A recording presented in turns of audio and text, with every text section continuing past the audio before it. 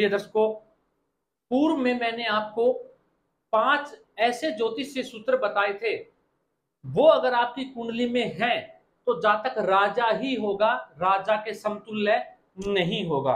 लेकिन प्रिय दर्शकों, आज मैं आपको और 5 ऐसे अद्भुत सूत्र बताने जा रहा हूं, अगर वो किसी भी जातक या जातिका की कुंडली में है तो वो जातक, आप आंख बंद करके बोल दीजिए उसके बारे में, वो जीवन में सफल अवश्य होगा, उसके पास धन धान्य सब कुछ परिपूर्ण मात्रा में रहने वाला है।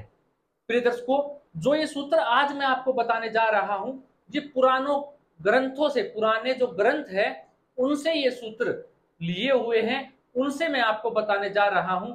इन्हें कहीं नोट कर लीजिएगा। मैं काफी बार कहता हूं आपको कि जो भी मैं ज्योतिषीय सूत्र बताता हूं उन्हें कहीं आप लिख लीजिएगा और लिखकर हमेशा उनको देखते रहिए, पढ़ते रहिए, ताकि वो आपको अच्छे से याद हो जाएं। अगर आप अपनी कुंडली का या किसी की भी कुंडली में इन सूत्रों को देखें तो आंख बंद करके बोल दीजिएगा, जैसा कि मैंने आपको कहा, जातक सफल होगा, खूब धनवान होगा, हर वो वस्तु, हर वो चीज उसके पास होगी जो उसे चाहिए जीवन में। तो पहला सूत्र क्या कहता है प्रिय दर्शकों? स्थिर लगन हो, स्थिर लगन हो। अब स्थिर लगन जन्म कुंडली में कौन सा होता है प्रिय दर्शकों? आप जानते हैं, वृषभ लगन, सिंह लगन, वृश्चिक लगन और कुंभ लगन, ये स्थिर लगन है। और स्थिर लगन जिनका होता है उनके अंदर धैर्य थोड़ा अधिक होता है, पेशेंस की कमी उनके पास बिल्कुल भी नहीं होती, खूब पेशेंस ऐसे जातक या जातिका के पास पाया जाता है। वहीं क्या कहा, जो लग्नेश है, स्थिर लगन हो और लग्नेश जन्म कुंडली का जाके 10वें भाव में बैठ जाए।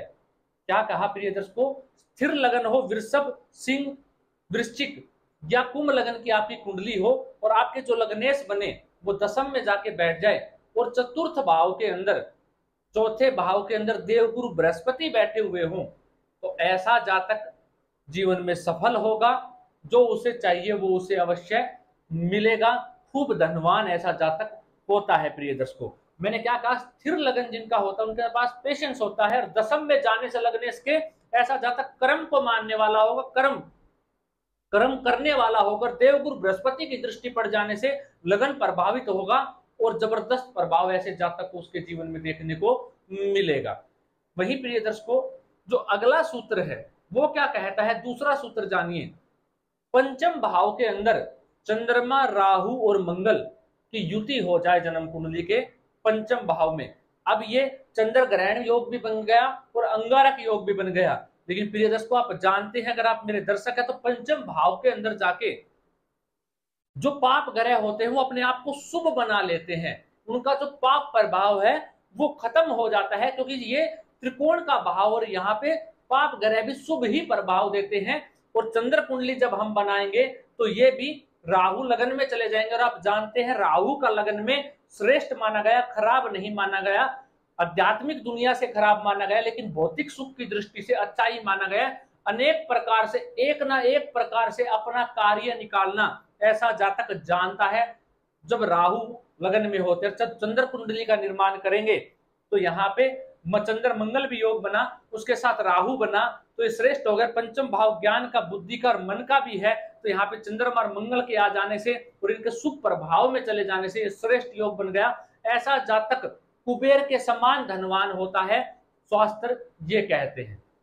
क्या कहते हैं? आध्यात्मिक दुनिया की दृष्टि से आप इसको अलग रख दीजिए, आध्यात्मिक दुनिया की दृष्टि से ये योग ज्यादा श्रेष्ठ नहीं है, लेकिन भौतिक सुख की दृष्टि से जिसकी कुंडली में ये योग है, ऐसा जातक, क्या कहा मैंने, कुबेर के समान धनवान होता है। प्रिय दर्शकों, नोट कर लीजिएगा।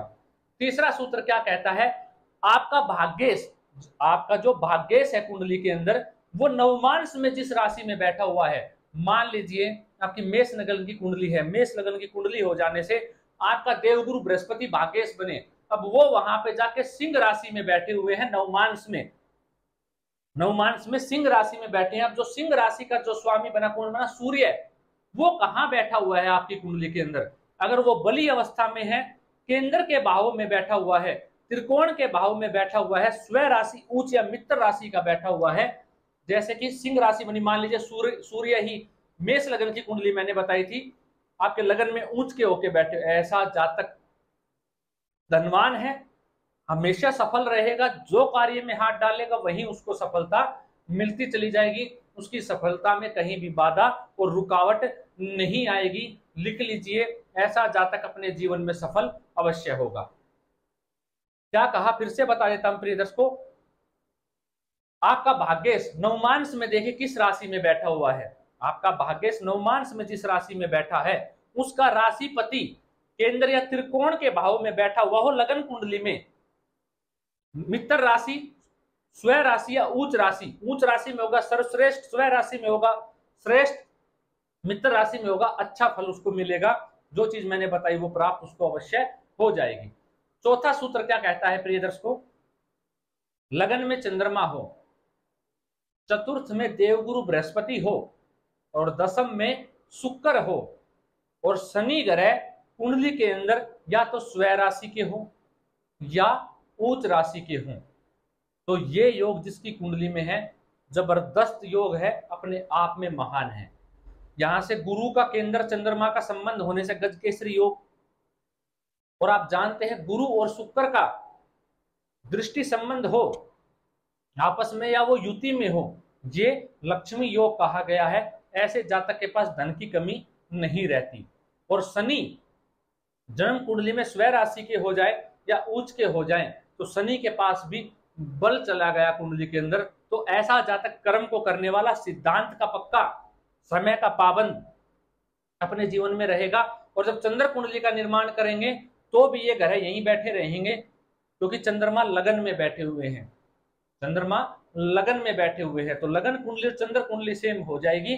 तो इस कारण ऐसा जातक धनवान, प्रसिद्ध, समाज में श्रेष्ठ, अपने कुल का श्रेष्ठ, समाज में मान सम्मान प्राप्त करने वाला और हर तरीके से वाहन संसाधन से संपन्न रहता है। प्रिय दर्शकों, पांचवा सूत्र क्या कहता है, कर्क राशि के अंदर गुरु और चंद्रमा की युति हो जाए, कर्क राशि के अंदर गुरु और चंद्रमा की युति हो जाए, कहां पे, लगन में हो या नवम भाव में हो या केंद्र के भाव में हो जाए तो भी श्रेष्ठ रहेगा। वहीं बुध और चंद्रमा की युति हो कन्या राशि में, कहां पे हो, केंद्र को छोड़ के, मैं क्या कह रहा हूं फिर से सुनिएगा, बुध और चंद्रमा की युति हो लेकिन केंद्र को छोड़ के नवम भाव में श्रेष्ठ, और केंद्र को छोड़ के 4, 7 या दसम भाव में हो तो अति उत्तम।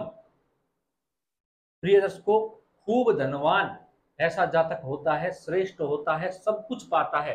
वहीं आखिरी सूत्र क्या कहता है, मीन राशि में गुरु और शुक्र की युति हो जाए जन्म कुंडली के अंदर तो भी ऐसे जातक के पास वो हर चीज होती है जो इस जीवन काल में एक व्यक्ति की इच्छा होती है और उसे चाहिए होता है, हर वो चीज प्राप्त करता है। अगर आपको किसी की भी कुंडली में ये जो मैंने आपको सूत्र बताए हैं 6 से 7 अगर आपको नजर आ जाएं, आप आंख बंद करके कह दीजिएगा ऐसे जातक आप जीवन में सफल होंगे, कोई नहीं रोक सकता, अवश्य सफल होंगे और आपके पास हर वो चीज होगी।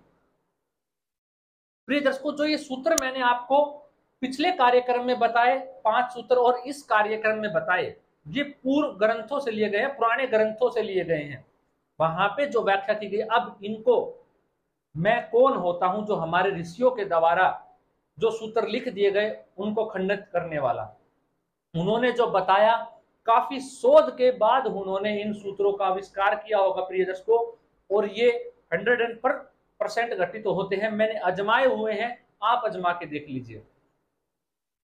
प्रिय दर्शकों, मैं नित्य आपके लिए कोई ऐसे सूत्र लाता हूं या ऐसे कार्यक्रम बनाता हूं जो आपके जीवन में या जो ज्योतिष में रुचि रखते हैं उनके काम आ सके, लेकिन अभी तक आपने अपने कर्तव्य का निर्वहन नहीं किया है जो आपको करना चाहिए। इस चैनल को सब्सक्राइब करने का, अगर आप इस चैनल को सब्सक्राइब करेंगे, वीडियो को लाइक करते हैं, तो प्रिय दर्शकों इससे मेरा उत्साह और बढ़ जाता है आप लोगों के प्रति, आपको और ऐसा ज्ञान दूं जो आपके जीवन में सदैव आपके काम आए और आप स्वयं घर बैठे अपनी कुंडली का अध्ययन कर पाए।